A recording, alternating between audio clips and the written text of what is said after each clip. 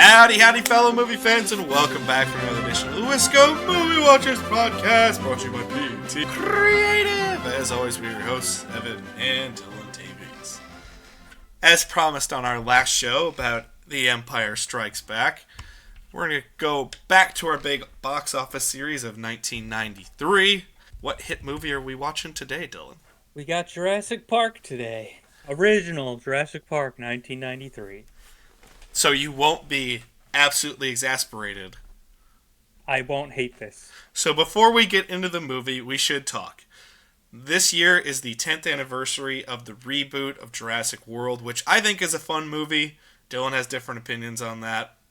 But I think Jurassic World works. I think it's fun. I don't think it's anywhere as good as Jurassic Park. But I think Jurassic World is fun. The sequels to Jurassic World are garbage. I haven't seen the third. The second one sucked. I watched it out of obligation because I was like, I've watched this. I should just finish it. It's free on Peacock. And I was like, this was 2.5 hours that I didn't need to use. Okay. Makes sense. It's a very forgettable movie. And then, also, we're getting ready for Jurassic World Rebirth. Which, again, fucking wild that they're still making this shit. Yeah, I could be good. It could be. Maybe. I'll hold out hope that it's okay. Again, I really like the cast. I think Scarlett Johansson in a true starring role is always fun. Because as much as she's a star, she usually doesn't lead things. She's usually an ensemble player. And then Jonathan Bailey of Bridgerton fame coming up, which is really fun. And then Mahershala Ali is what I'm most excited for because I just like watching Mahershala Ali. And I know David Koepp, who is the original screenwriter on Jurassic Park. I know he's coming back. Yep. Maybe. I don't know. We'll see. So we're getting ready for Jurassic World Rebirth. I don't know if I'm going to be able to talk him into it, but maybe we can get Dylan down to an IMAX theater to do a review of it. I don't know about that. I don't know if I want to drive 2 hours just to see Jurassic World. Okay, maybe I'll drive up to you and force you to go to the theater 10 minutes away from your house. I could do that. Alright, maybe we'll do that. Maybe we'll get that done. But it's going to be a heck of a lot of fun. So let's go into Jurassic Park here. We talked about this on the last show, that if we stop writing notes, it's usually a really good sign because you're just enjoying the movie. Mm-hmm. There is, I think, almost an entire third of this movie that I stopped writing notes because I just got entranced with the movie again. And every time I watch this, my enjoyment for Jurassic Park goes up. I fucking love Jurassic Park. I think it's an incredible film. Yeah, I was thinking about while watching it's crazy how good this movie is, but I still don't think it's even in my top 10 of Steven Spielberg movies. That's a fucking feat if this is not even in your top 10. Because I would put all three original Indiana Joneses in there. I think I like this more than I like... there's a discussion. I just like Indy so much, but... Yeah, exactly. This is the only one that's definitively better than Jurassic Park in my mind. I would say Jaws I like more. Schindler's List I like more, which is the same exact year. Catch If You Can I like a little bit more than Jurassic Park. There's quite a bit. I was like, wow, this is an amazing movie. We are going to have to do a Spielberg top 10, and I think it's going to be really fun to see your top 10 versus my top 10, because it'll be different. Yeah. I mean, I recently tracked down Minority Report and The Color Purple and Schindler's List in the past couple months. I'm continuing my journey of trying to watch 100 movies I've never seen before. And most of that was let's just watch Spielberg movies. I know they're going to probably be good, so it'll be okay. Empire of the Sun, track that one down too. And I think that one is actually pretty damn good and underrated as well. So, as is The Color Purple. No one ever talks about The Color Purple as one of his better movies. But yeah, it's forgotten. But I think it's an incredible film. So, one day we'll do that. But Jurassic Park will certainly be in my top 10. That's what I was saying. I was like, that I really like this movie, and I don't think it is. But it's like, that's insane filmography. Yeah. Oh. He is, yeah. This is box office, $339 million U.S. box office. 1993, that's crazy. And then 978 worldwide. I don't know if that 978 includes re-releases or not. because there was like that 3D re-release and all that. Yeah. So maybe it is in the billion now. And then we're at the top 5 for that year. The next closest is The Fugitive at 176. So Jurassic Park almost doubled that. Pretty damn close. And that's a really good number for The Fugitive back in 1993. That's not something to be upset about. Yeah, so you got Fugitive, you got The Firm, Sleepless in Seattle, and Mrs. Doubtfire. Which, again, I like whenever we talk about top 5s of older years, I'm always like, I wish our box office looked a little more like that. Where it's like not just tentpole blockbusters. Oh, also, I mean, one of my favorite films of all time is released in 1993 in Nightmare Before Christmas. Just like wildly coming out at that time. Yeah. Well, arguably favorite movie comes out in 1993, which is Schindler's List. You really like Schindler's List. You really like Schindler's List. Movie. I think it's one of the best movies ever made. I think it's a great movie. It's just not my top 100. Yeah, so I want to talk about first. I think you got to start with just what I love is we've talked about this before to a degree, but I think Jurassic Park is a perfect example of how to pace a film, especially an action adventure film. Within the first 15 minutes of the movie, we know the danger, we know the threat. We have the character setup, we have all the character motivations that matter outside of Ian Malcolm because he's right outside the first 15 minutes. But you have all the major characters that are actually consequential to this film. All of them immediately are told.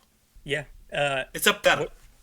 What I would say about Jurassic Park is it's arguably one of the best examples of how to hide exposition. Yes. Because you get a lot of exposition in that first 15 minutes that you were like, it's still entertaining. So you're like, it doesn't bother me. Yeah. Because you get like the whole thing with how they will kill you and like how scary they are. And then you get the whole setup with Wayne Knight and all that. Like, it's great. Also, you get the first exposure to the dig, and you see how intelligent then they are. But they also, again, they set the velociraptors up again with how they're going to attack you, how dangerous they are when he's toying with the kid because he found the raptor claw. And then you have Hammond showing up and being like, I'll do this, I'll do that. And then finally they're like, oh shit, you'll fund 3 years of our stuff? Yeah, sure, we'll come for a weekend. Yeah, where he's Whit Hertford. That's that little kid in it. Mm-hmm. The only reason I know his name is because he plays like a very odd role in A Nightmare on Elm Street 5, where he plays like the future of the main character's baby. Oh, actually, unborn baby. It's really fucking weird. That movie's so fucking awful, but it's really funny. It's The Dream Child. That's what it's called. You're selling me on this franchise hard right now. Oh, yeah. No, the film is god-awful. Most of them are god-awful. What are you talking about?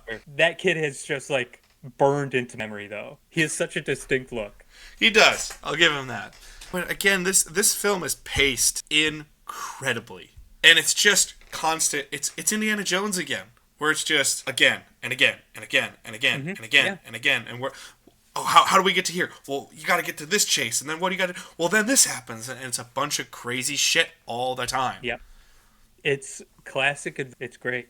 So incredible. Also, a really, I would say, unorthodox cast at the time.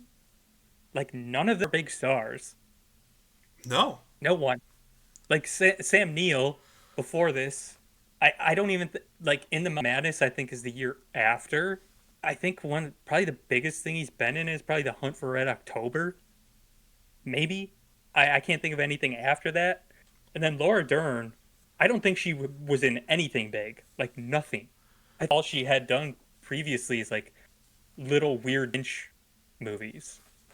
Yeah, I mean, the real note is Jeff Goldblum, and Jeff Goldblum wasn't Jeff Goldblum at the time. Yeah, Jeff Goldblum, he wasn't the meme that he is now. Yeah. Like, he'd Fly... He was in The Big Chill, which is a decade earlier, but he still wasn't like a star or anything. Yeah.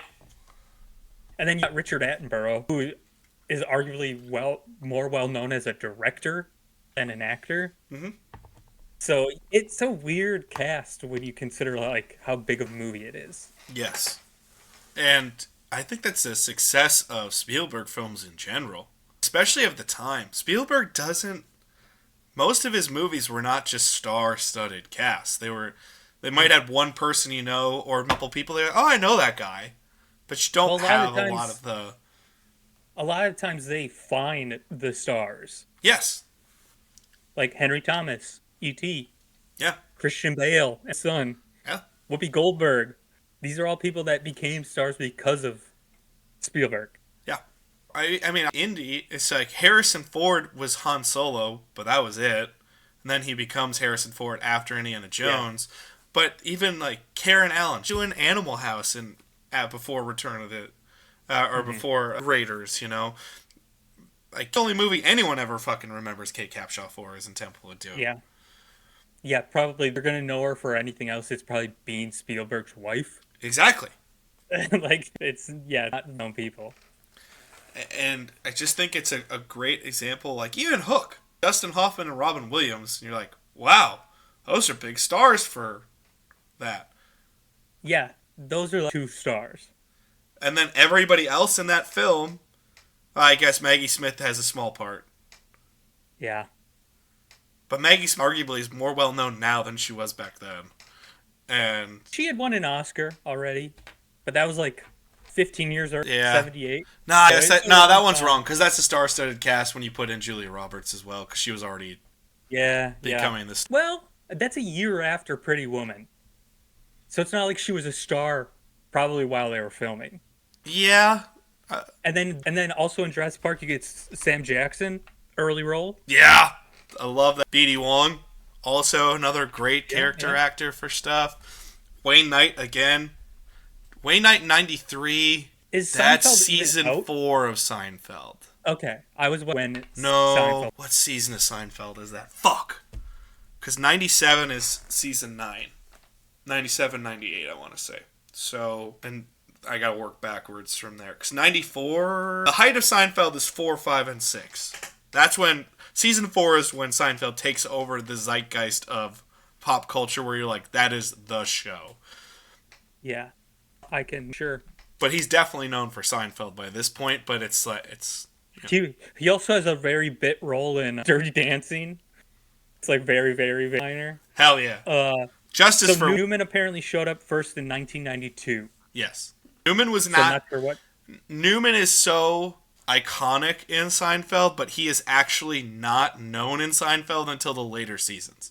Like he's a later addition of greatness to the show than people believe. They just always believe Newman's the like unofficial fifth character. Yeah, the antagonist. Yes. Hello, Newman. But yeah, Wade is an excellent choice for this Dennis Nedry role. Just a shit heel, like sniveling douchebag. God, he plays that role well. God, he's so good in that. However, transitioning here, that John Williams score. God, when it first hits, it's pretty impressive. And we've talked a little bit about this, but that first shot of the Brachiosaurus is truly one of, if not the best shot in movie history. With the music. Going back real quick about the music and John Williams. Has there ever been a moment when you're in the theater and you hear a score and then you say like, oh, this is going to be iconic? Because I don't know if I've ever actually had that experience of like, I have to imagine during Jurassic Park when they're hearing that for the first time, I have to imagine they're like, oh, this is like going to be classic. No, because most of the scores from modern movies that I would remember that are iconic are either legacy, so you're already expecting them to be something. Yep. And they live up to the hype. Yeah. Or they're very atmospheric. Or they're very atmospheric. They're not the... And that's the shame, is a lot of the stuff that we revere that informs movies of today was before our time as moviegoers. I would have loved to have been a teenager in the summer of 93 for Jurassic Park, and just... I get goosebumps every single time that score hits and we're watching the movie. Yeah. I mean, theater throughout the 80s. Yeah. Like, you get Raiders. You get Back to the Future. Like, these are iconic things. You get E.T. You get all kinds of huge shit. Yeah.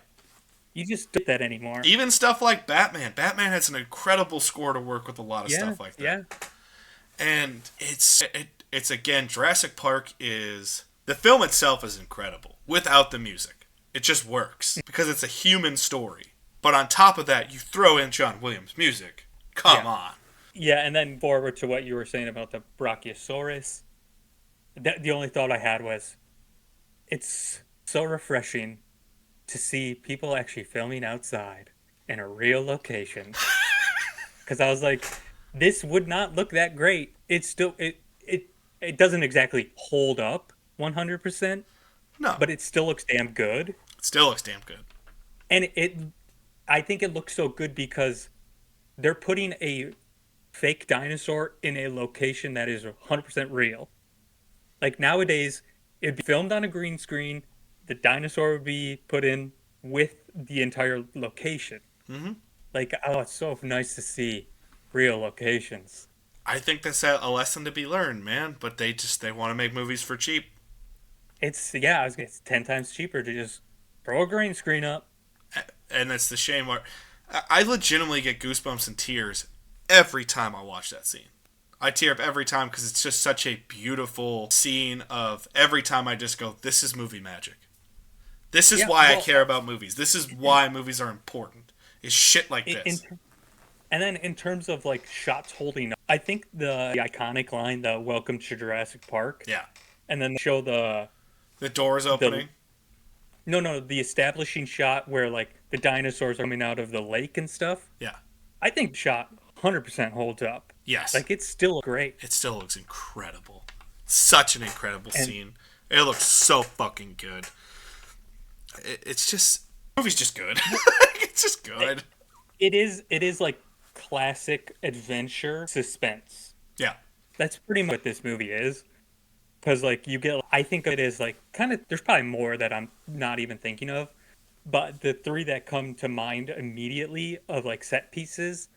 The T-Rex paddock scene. Yep. The perimeter sequence where she's rushing to turn everything back on. Yeah. And then rushing to get off of it. And then the final, like, raptors in the kitchen sequence. Yeah. Like, there's... I'm not thinking of. But well, like, I think one of the most I have in my notes, the most underrated one is the Jeep falling out and they're trying to climb down the tree. That's that's a sequence and no one talks about it because the other sequences are so good. And also... The T-Rex chase, when they're trying to go find everybody and they find Malcolm, and then the T-Rex starts chasing him. Mm-hmm. And it's the little details in that scene, like Jeff Goldblum getting scared, coming back and hitting the shifter and makes the Jeep go slower. Or, oh my god, look out, and they have to duck and the windshield comes off. It just makes all those scenes just so much more tangible and real. And it makes it so suspenseful and excellent. This is Spielberg at the top of his game. Like... The fact they did this and Schindler's List in the same year is insane. Two wildly different movies. Oh, yeah. Like, you could not be more diametrically opposed. What? In terms of genre, in terms of pace, in terms of scene building. Like, they could not be more different. And they couldn't be more different in terms of cast as well. Oh, yeah. One's pretty... Schindler's List is pretty star-studded. Whereas this is, like, no one... This is more star-studded with time. Liam Neeson was well-known at the time, and then Ben Kingsley was definitely like... Yes, like those are the two, but Ralph Fiennes is not a star at that time. Yeah, he's not a huge star yet. You gotta wait until English Patient. Then he's a star. Talking about Seinfeld. Second episode in a row that the English Patient and the Seinfeld episode about the English Patient are referenced on this show.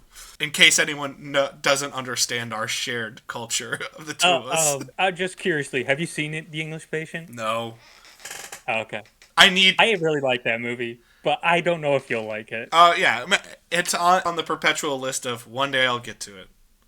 Sure. You know, like how it goes. There's so many good scenes in this. One, obviously, the scene that made a huge Cinderella run in our action scene tournament in the original T-Rex escape and attack.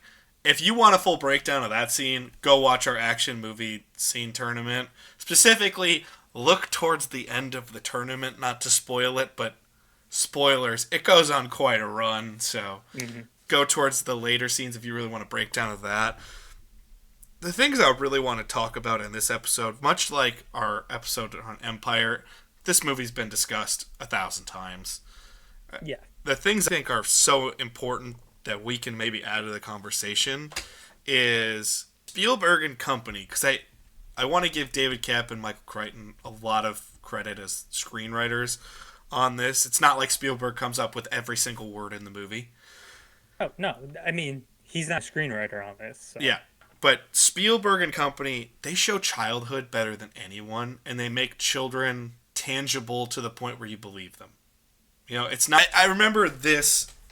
It's a great conversation to hear if you're an artist. Batman artist and Spawn artist, he's done 1,000 different things. Greg Capullo. He's one of the best comic book artists of all time. When he talks about the transition of the excellence of art, he's like, I didn't understand until I got really, really good how often people don't draw eyes.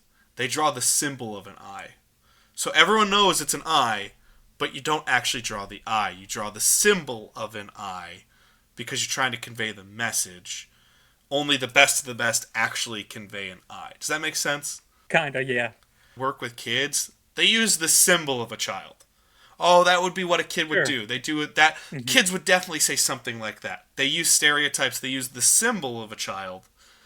Spielberg's movies that work with children, they are actual children.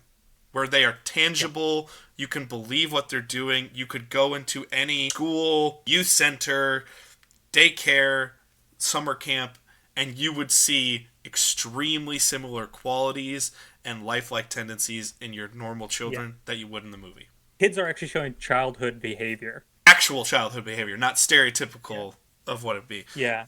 Well, I mean, Spielberg is the king of working with kids. Yeah. Like, it's Christopher Columbus.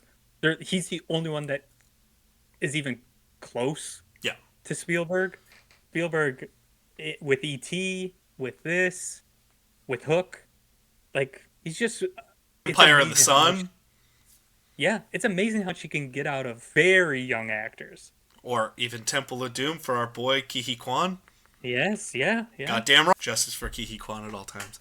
But a perfect example that I wanted to really point out was when it's Grant and Tim. It's the first time you meet Tim.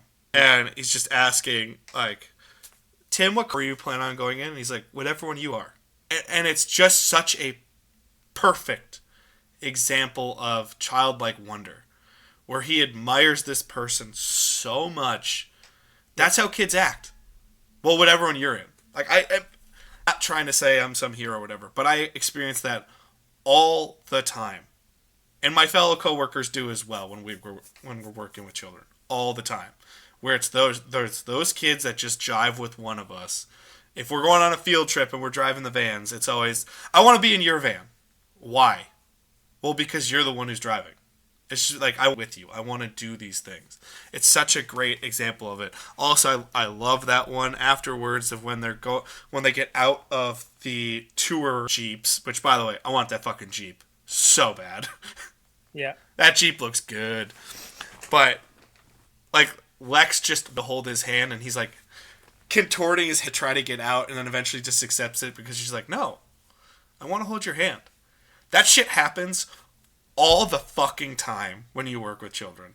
And it's such a tangible, real moment where I'm like, I relate to that because that happens to me all the fucking time.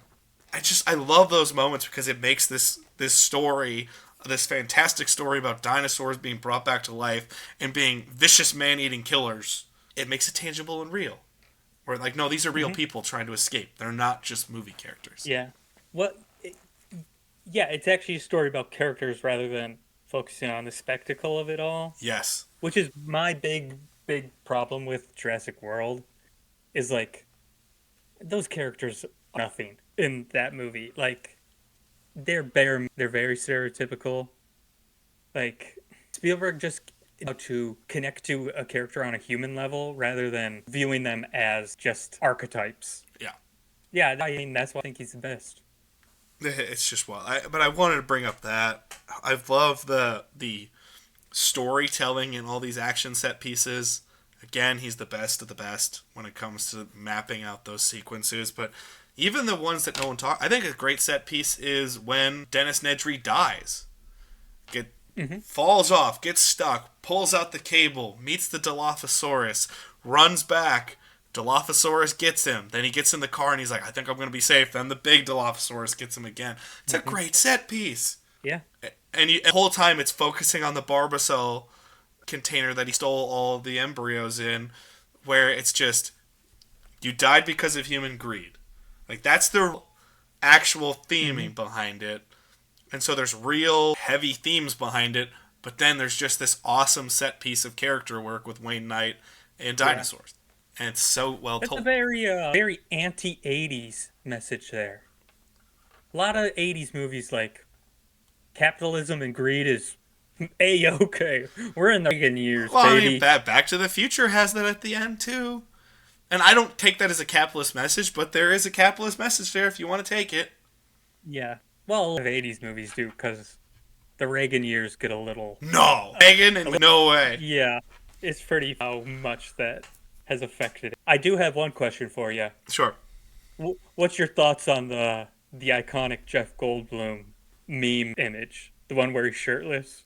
It's One, it's hilarious. Two, to further explain how popular that is in my home, I think you may have seen this at C2E2, which is one of the biggest comic and entertainment conventions in the country.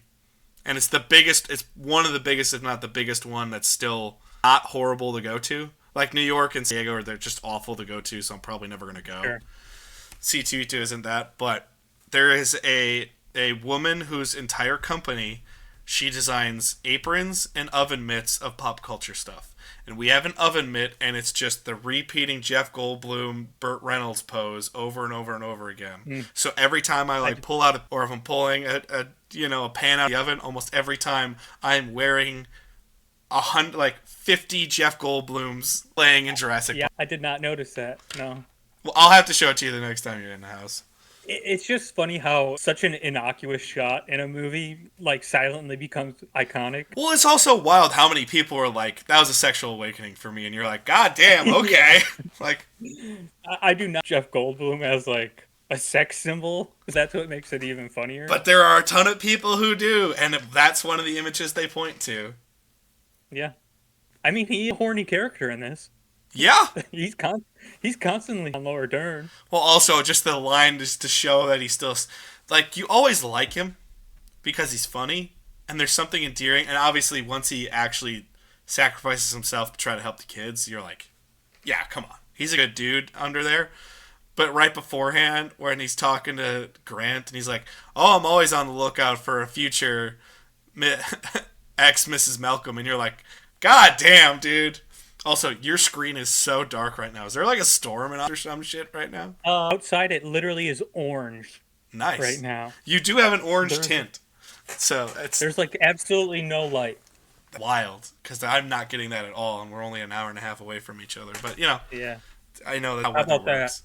That's much better. That's pretty much that's a white screen, pretty much. Yeah, that's fine. That worked perfectly. But you were just, slowly disappearing into which I was like, it's a great look. It's a great look. It tells a story, but I was like, I don't know if that's what we want to show. But sorry, bud. But yeah, just so many details in this. And again, the other one I wanted to point out is that moment he saved both Timmy and Lex, and they have that quiet moment in the tree. And he just, all of a sudden, he's surprised because they're both just kids. And they just lay in his arms. Mm-hmm. But it's that moment of reflection that leads to all these moments of reflection for all these characters. Where he just looks and he's like, oh yeah, I might not have a future in my field. And I'm like, oh, an experience with kids could actually be positive. Maybe it wouldn't be the worst. Maybe I should consider this. Maybe make my partner happy. Yeah. It's a little cliche, arc. Oh, of course. But I think it works well in this. I think it works well in this, and I think it works even better because it's the direct tie to the next scene of Hammond and Laura Dern both reflecting on their choices. Laura Dern's far more confronting Hammond about his reflection. She's not really reflecting much outside of, I was encaptured by wonder, but it was an illusion. It was all bullshit. But Hammond being showing this really moment of, I wanted to give you something tangible. I wanted to give you something real. And then immediately going to, the next time it'll be better. And she's like, there's not going to be a next time.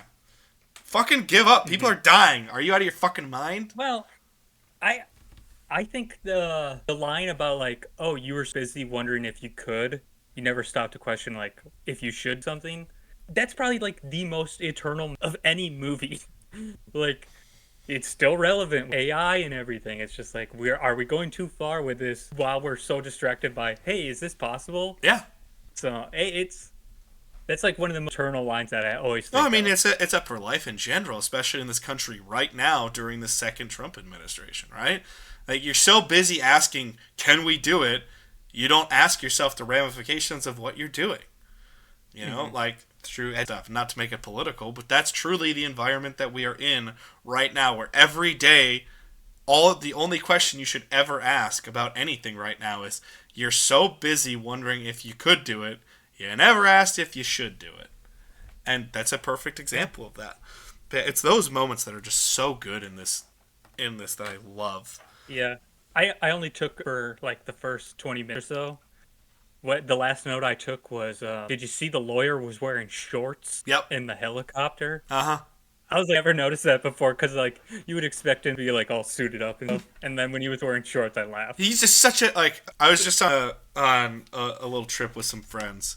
And on the way back, Angelo and I were talking, good friend of the show, appears frequently on the ONETA show, that if we really actually want to hurt somebody, we don't use expletives. We now go back to really lame insults because it really cuts the message in. That lawyer is such a fucking dork.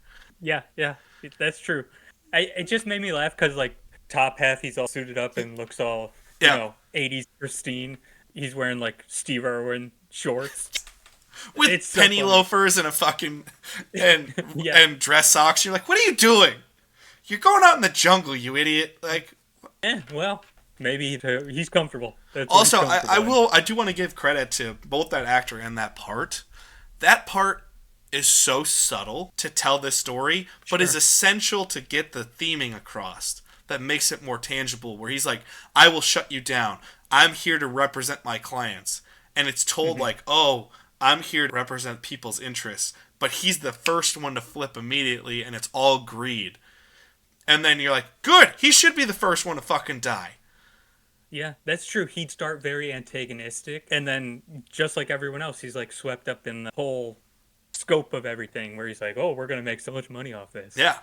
Another 80s message. Yes. And I'm glad he dies immediately from a T-Rex. That's awesome. He has the best death in the movie, that's for sure. Oh, no shit. I mean, The other one, you don't actually see him die, but the Samuel Jackson arm is also pretty good. it's awesome. I also do love it's not the death itself, just the line before the character who's the hunter. Oh, the clever girl? Yes, that's an awesome line. Yeah. Like, he just admits lost in that moment. Yeah. It's so much fun. Me and Marty Trebon, we always said if we ever saw our death coming, like if we had a moment to say something, we'd always say "clever girl." Like it's such a thing to say before you die. Oh, 1,000%. You're accepting your fate at that point. Another really small detail that I absolutely loved. I noticed the shot. Obviously I've seen the shot 1,000 times, but I love the shot when the raptors get into the office at the end. And there's that shot of the raptor, like, looking up, vicious.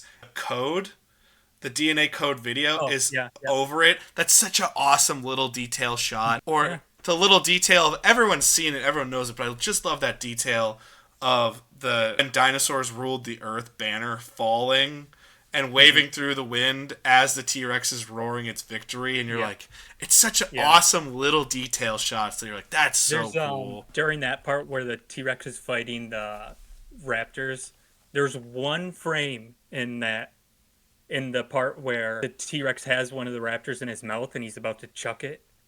There's one frame where the raptor just disappears. Like, it's just like a blunder in the movie, but you never notice it because it's like 1/24 of a second. I looked that up and I was like, that is awesome. I love stuff like that where it's just like, they didn't mean to do that. That's cool. Little goofs and stuff, yeah. Nah, that's super fun. I just love all the detailing that's put in it. And the little things of, or just the continual line, spared no expense. And it's just like this really proud moment, and then it's this really sad realization moment at the end. Again, Richard Attenborough, that could be the most cliche of all roles, but he has like a real heart to him. Yes. Like there's a lot of depth to that character. The vast majority of the time, you are not supposed to like him, and you like him the whole time. Yep, exactly. Yeah. Even when he's a sexist shithead, you're still like, That I just always go, yeah, it's the early '90s. I don't like it, but I expect it in all these movies. exactly, yeah. And even then, you're like, it's balanced with enough humor that you just go, Yeah. okay, poor messaging, and I love that she calls him out immediately. That's awesome. Yeah. Laura Dern's like a very strong character in this, which you don't know that in the early '80s. And she still wants late traditional 80s, things. early '90s. That's the other thing, is I think this is a great character study if you want to learn how to write a female character, because she still wants traditional female goals in this film. Mm-hmm. She wants to have a husband, she wants to have a family. It's not like she's not Laura Croft that just wants to go globetrotting and shoot shit and find stuff. Yeah. She's not a James Cameron version of strength, where James Cameron thinks women of strength just are men that are female coded. Yeah. And her... Or whatever the way you say it. Her goal in the movie is not to convince him that a family is like a positive thing. Like, her goal in the movie is the same exact as his, where it's just like they're captivated by this research and the possibilities of it. Like, it would be easy to just have her like kind of nagging at a point of like, hey, kids are blah, blah, blah. Yes. Like, it'd be so easy to have it be very cliche. It's constant, but it's not constant enough to just take over the character. And she's incredibly intelligent. She's extremely just always wants to do stuff. Like, how often would you see a female character actually say, hey, I'm going to hang back and try to solve this problem, as opposed to, oh, well, my man's going in the Jeep, so I'm going to go back with him. Yeah, she's very... Yes, it's so refreshing to watch. Especially even now with Hollywood, where they still struggle to write convincing female characters that you believe could be real and aren't just stereotypes. Mm-hmm. I know we wrap up pretty quickly here. What's your favorite scene of the movie? Scene? Yeah. Ooh, that's tough. Really tough. Because as much as I love the T-Rex paddock scene, I really was like really captivated by the perimeter fence, like, tension. Yeah. I was like, I took this moment in the movie. You know, I have a bunch based off of motion. I think the best by far is the T-Rex paddock scene. I think that's the high point of the film. But I just love all these small moments. I just love the singular couple shots of just a smoking Sam Jackson at the computer. Mm-hmm. I even wrote, a smoking Sam Jackson just works, man. But when I think about it, it's the shot for me is the wonder shot. It's the opening. That's the scene.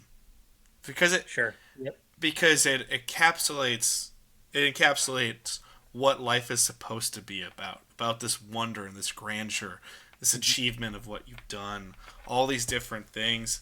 I love that. And it's just the goosebumps shot that it's just like, God damn, this is movie magic, and I'll never experience it the same way. And yet, every time I put on Jurassic Park, I do. Mm-hmm. Yeah, and it's just those scenes that are great, but I also love those little interstitial shots where we're teasing a dinosaur, but we don't see a dinosaur. I'm like, that's cool. That's great Jaws filmmaking. Yeah, no, but there's so many good ones. My favorite would definitely be the original introduction to the Brachiosaurus. That's just such an incredible shot. Plus that John Williams music. Come on. Yeah. Come on. There's a reason he's the best. But that's it.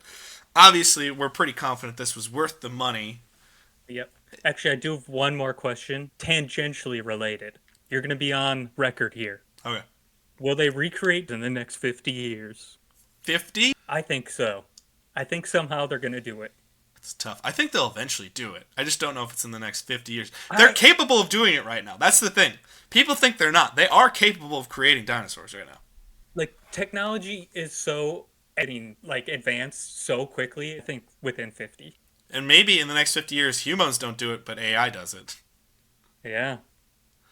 That's true. Also, here's the thing. I'm on the record. I think dinosaurs are going to be back. The other thing I will say, and this is sometimes when moviegoers bug me, is, say what you will, the idea of getting to go to a park to see dinosaurs, I'd so sign up for that shit. I would, yeah. I'd love to go. That'd be awesome. And so when people are like, why would they even do this? I'm like, are you telling me? Well, actually, I take that back. I've been very conflicted by, like, zoos and stuff, so I don't know if I would go. So the thing is this. Like Jurassic Park definitely would go. Because it's just an island that they're roaming freely. Yeah, sure. Like, yeah, I don't go to zoos anymore. I think the only time I'm going to go to the zoo in the future is to maybe take our niece and nephew. Otherwise, I'm not going to go to zoos. Yeah. Like, even our went to a zoo, and they told us, and I still had that internal, like, ooh. Yeah. It's a conflicting feeling now for me, too. Yeah. Whereas dinosaurs, I'm like, if dinosaurs, I get to see them. If they had a whole island where they can just do whatever they want, then I'm okay with it. Oh, yeah. Hell yeah. Just saying, we don't need as they say, the meat eaters. Maybe just the veg eaters. Nah, it's a circle of life. You need everything. That would make me rethink my ideas of going, but I'd still probably go. Without wolves in Yellowstone, mooses died because of beavers. Did you know that? Yeah, I did know that, though. That's true. Because, no. The decline in beavers because there was no more wolves. Like, moose and everything were eating all the, like, lumber that the beavers needed. You need everything in it. Circle of life, you need everything. Yeah, maybe just control the raptor population a little bit. Like, the funniest part of this movie, it gets across, everyone's like, the T-Rex would be so scary. I'm like, raptors are the motherfuckers on the planet. Yeah. I also will say, I do want to see a Jurassic World movie where they put feathers like they're supposed to be on dinosaurs. I really do want to see that. That'd be cool. But just like this movie, obviously it's worth the rewatch. The money especially, we didn't even talk about the impact of this movie. This is the first real CGI movie where if the CGI doesn't work in this movie, it does not work. Yeah, and they use it well. Like, they're hiding it practical and also in between. Really smart that they used the Stan Winston practical dinosaurs too, so they felt even more tangible even when you saw them in CGI, because your brain could go, well, I've seen this, and I see the tangibility, so then the computer stuff stood out even more as like, whoa, this sounds real, when really if it was just the computer stuff, it would still work, but it probably wouldn't be as functional as with the physical, like when the raptors are doing stuff and it's the physical model doing it. It gives it this tangibility that's really cool. Yeah. But this movie's incredible. Every time I watch it, it goes higher in my rankings because I'm like, God damn it, this movie's good. I love Jurassic Park so fucking much.